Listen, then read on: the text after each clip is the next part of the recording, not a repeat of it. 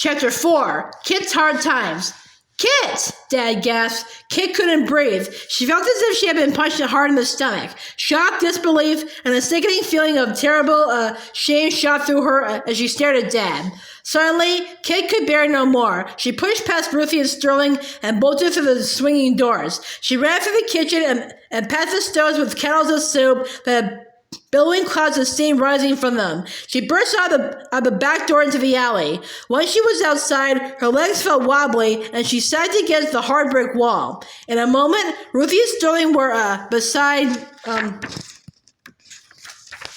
her. Kit, said Ruthie gently, are you okay? Kit nodded. She looked at Ruthie. Is my dad still? She began. Your dad left, said Ruthie. He said he talked to you at home. Kit took a shaky breath. Come on, said Ruthie. Let's go. Sterling grabbed the wagon handle, and they started down the alley with an empty wagon rattling and banging noisily behind them. Slowly, miserably, and without talking, the three of them walked together until they came to the end of Ruthie's driveway. They stopped next to the stack of lumber left over for the new garage, and Ruthie turned her sad face toward Kit. Listen, she said, everything's going to be all right. All right? Kit repeated. She shivered. No, Ruthie, she said. Everything's not going to be all right. My father hasn't been having job interviews. He's been going to a soup kitchen. He had to, just to get something to eat, to get food for our family to eat. Kit's voice shook. Dad's not going to get a job here in Cincinnati. Maybe he would have a better chance of finding one in Chicago. I guess, Kit faltered, but went on.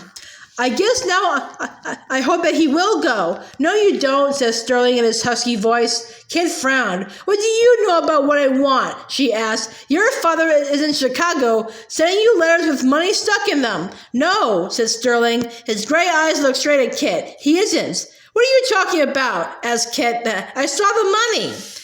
That was my $20, Sterling said. My father gave it to me before he left. He told me to save it for an emergency. Sterling sighed and then poured out the whole story. My mother hasn't been able to pay any rent since we moved in, he said. I offered her the $20 lots of times, but she always said no. Then, a few weeks ago, she told me that we were going to have to leave your house. I knew it was because she was ashamed to stay any longer without paying. She wouldn't feel so bad if she could help it with the housework, but your mother won't let her. I figured if I could trick her into taking the $20, she might use it for rent. So I made her think it came in a letter from my father.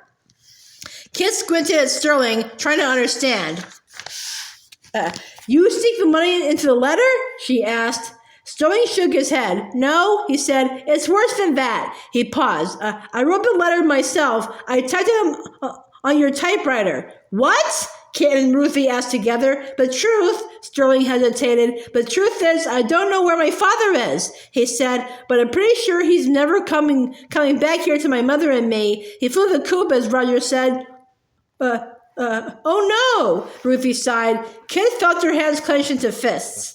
So that's how I know that you don't want your dad to go away, Kit, said Sterling earnestly. No matter what, it's better to have your dad at home. No matter how bad or hopeless things are, you don't want him to leave. Kit sat down hard in the wagon. She held her head in her hands. Sterling, said Ruthie, you better tell your mom what you did. Sterling nodded. It was as if he used up all his words. Ruthie walked up her driveway backward, waving goodbye until she went inside her house. Kit stood up tiredly. As she trudged slowly home with the wagon and Sterling behind her, a new thought presented itself. When Sterling tells his mother about the letter and the money, they'll leave, she thought. She walked up the steps and opened her front door. They won't live here in our house anymore. Of course, Kit had wanted Sterling and his fuss-budgeting mother to leave ever since they'd arrived, but now it was very peculiar. Now that it was about to happen, Kit did not feel glad. She stood in the front hall, which smelled of wet wool coats and dripped with umbrellas, and watched Sterling head upstairs to the room he and his mother shared. Is that you, Lambie? Mrs. Howard called. Did you wipe your feet? Sterling looked back over his shoulder at Kit, and a quick silvery smile slipped across his face. Then he turned away and climbed the rest of the stairs. Slowly, Kit took off her coat and headed upstairs to change out of her school clothes. As she passed by Mother and Dad's room, the door opened. Kit! Kit, said Dad, come in here, please. I'd like to talk to you. Kit went in and sat on the desk chair. I've already told your mother about what happened today, said Dad. I owed her an apology, and I owe you and Charlie one too. I'm sorry I misled all of you. I should have told you what I was really doing. Dad walked over to the window and looked out. I've been going to the soup kitchen for weeks now to eat and to get food to bring home. We've been so short of food. It was the only way I could contribute to the household. Are we really that poor? Asked Kit, almost in a whisper. Yeah, said Dad, we are, but I didn't want any of you to know. That's why I pretended not to be hungry here at home. I'd have lunch at the soup kitchen, and then I could give my breakfast or dinner away to make our grocery stretch further. Dad turned to face Kit. I shouldn't have led you to believe that I found a job here in Cincinnati soon. I guess my only excuse is that I want it to be true.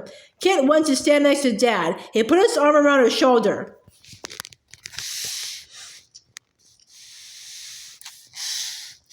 It's time for all of us to face the truth, Dad said.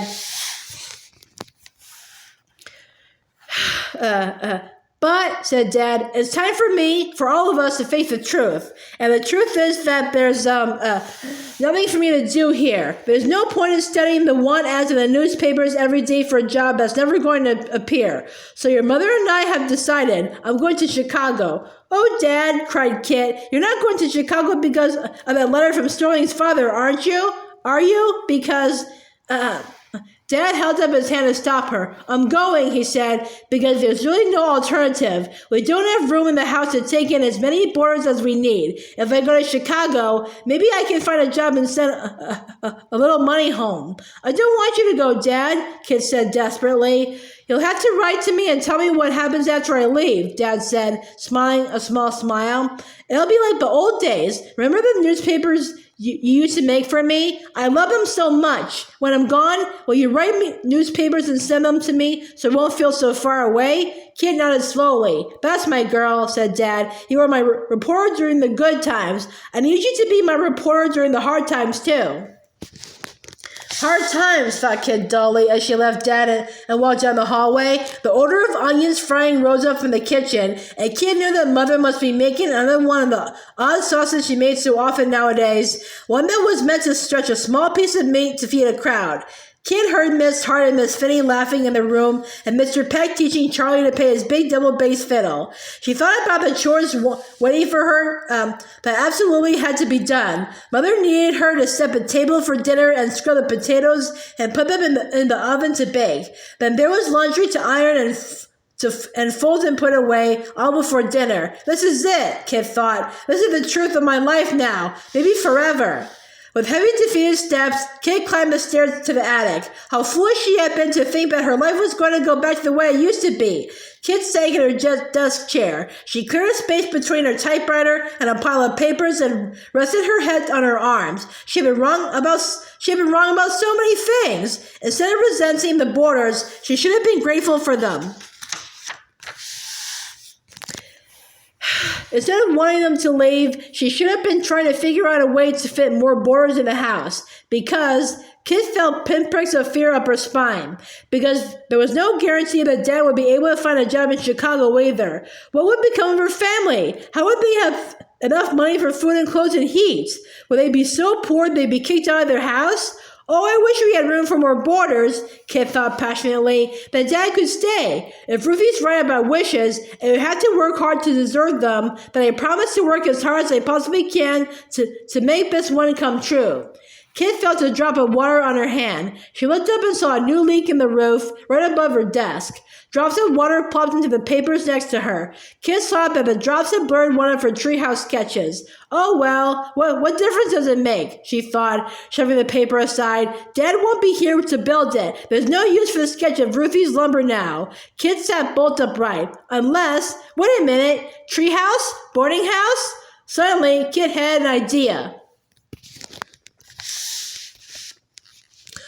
All through dinner, Kit was distracted, thinking about her idea. The more she thought about it, the better she liked it. As soon as they were alone in the kitchen, washing the dishes after dinner, Kit presented her idea to Mother. Mother, she said, I've been thinking. Ruthie's father has a stack of lumber left over from their new garage. He said Ruthie and I could have it to build a treehouse, but I bet he wouldn't mind if we used the lumber to fix up Charlie's sleeping porch instead. If we made it nice enough, then maybe Mr. Peck would move in with Charlie.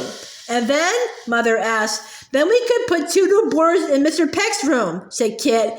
We could certainly use the money, said Mother. She sighed tiredly, but I just don't know if I could handle the extra work that 2 more boarders would be. Her face looked sad, especially after your father leaves. How about asking Mrs. Howard to help you with the housework instead of paying rent?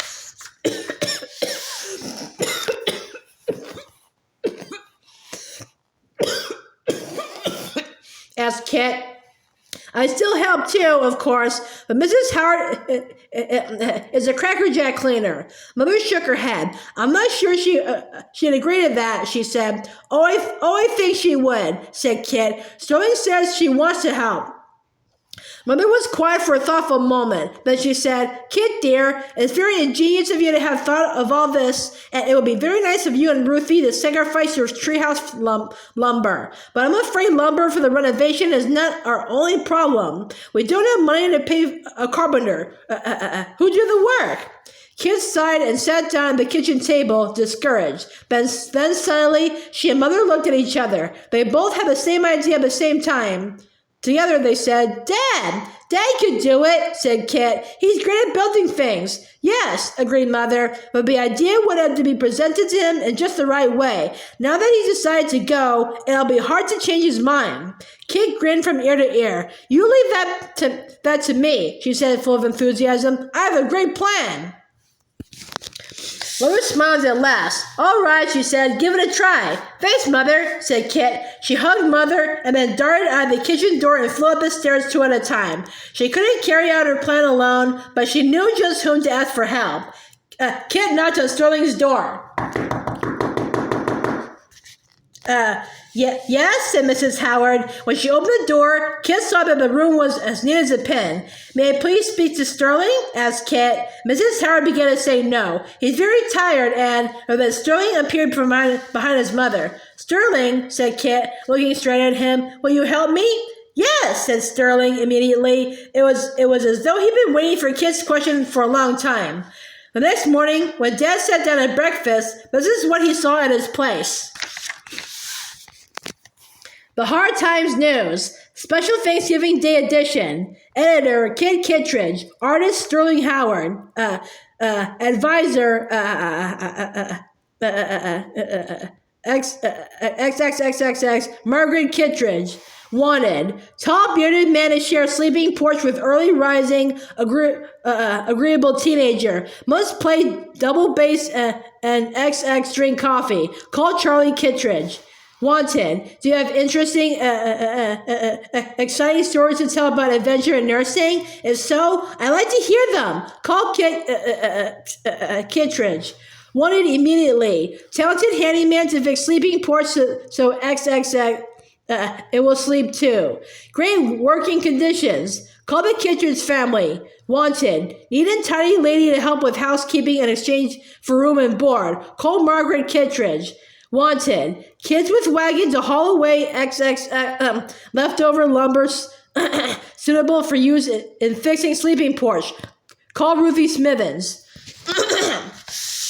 Kit, Sterling, and Mother sat on the edges of their seats, watching Dad read the Hard Times News. When he finished reading, Dad glanced at Mother over the top of the paper with a questioning look in his eyes. Mother smiled and nodded, then Dad smiled too.